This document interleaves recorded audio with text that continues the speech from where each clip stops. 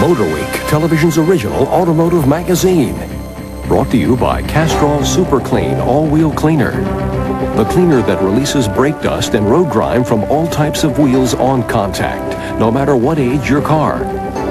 Castrol Super Clean All-Wheel Cleaner. And by Michelin, makers of the Zero Pressure Michelin. Designed to let you drive up to 50 miles at 55 miles per hour without air pressure. Just what you expect from Michelin.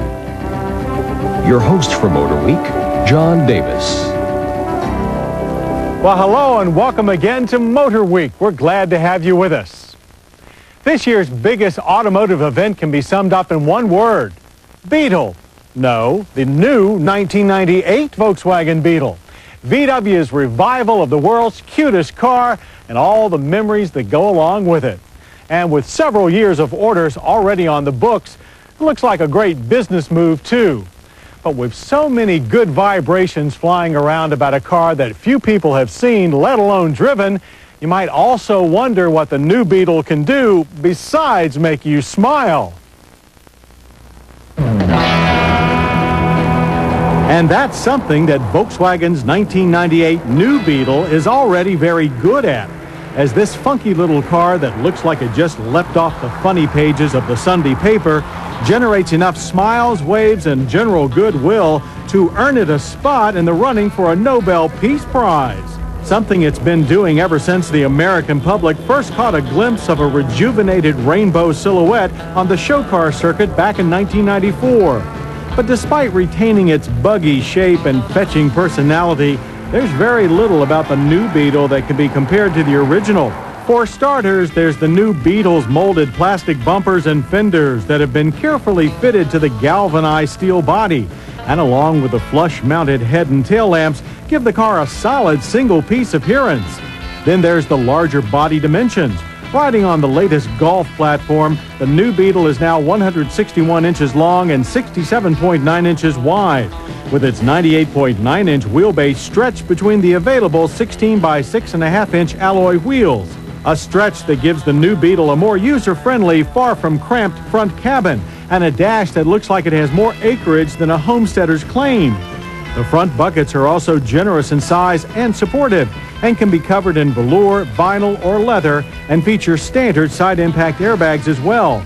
Both driver's and passenger seats are manually operated and height adjustable with this clever ratcheting pump handle, while the driver's position can be further optimized with the standard tilt and telescoping wheel.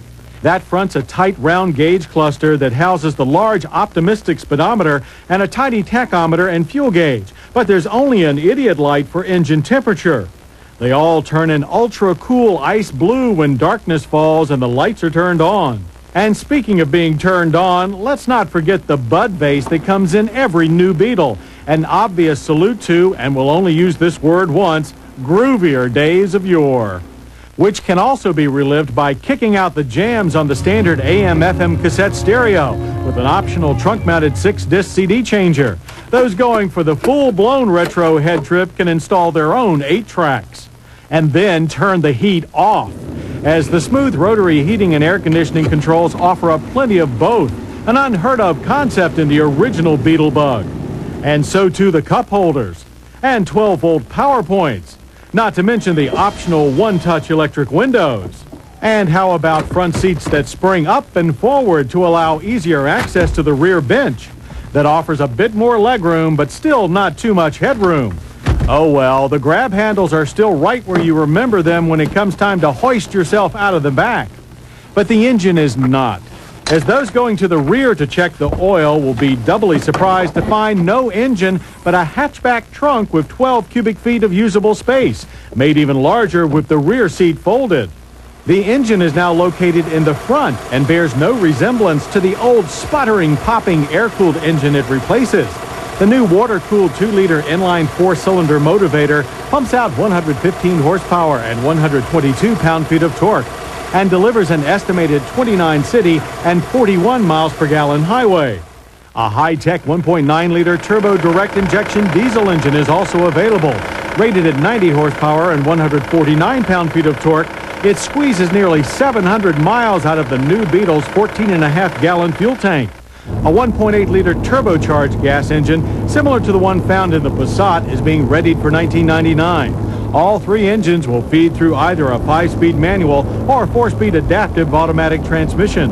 It was the gutsy 2-liter gas engine and 5-speed manual, however, that zipped us along to 60 in 10.7 seconds. Our drivers liked the strong bottom end and the positive feel of the shifter. But the standard 4-wheel disc tended to lock the front and rear wheels sporadically under heavy braking. And our 60-to-0 braking average of 137 feet is nothing to write home about. ABS is optional and highly recommended. Handling, on the other hand, is something to write home about.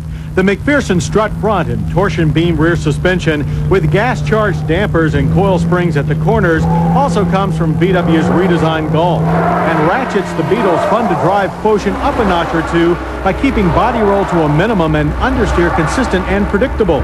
The power-assisted rack and pinion steering has an excellent on-center feel, and although a little heavy during slow-speed maneuvers, it feels just right at speed. The new Beetle is a very stable car. Just Right also describes the overall road manners of the new Beetle. It soaks up the bumps with all the poise of a larger car, yet still maintains the road-hugging agility that made the old Beetle such a kick in the pants to push through heavy traffic. This Beetle will be very easy to live with. Pricing is easy to live with, too. The base model with the gas engine and a long list of standard equipment rings up at just $15,700. Our tester with the optional sport package topped out at $16,110. Base price on the diesel-equipped model is $16,975. But that extra cash up front should be returned quickly due to its miserly fuel economy. Bigger, better, and far more refined than the original, the 1998 Volkswagen New Beetle has all the necessary ingredients to take old hipsters comfortably down memory lane or young hipsters to school and back. The people's car is definitely back, so more power to the people.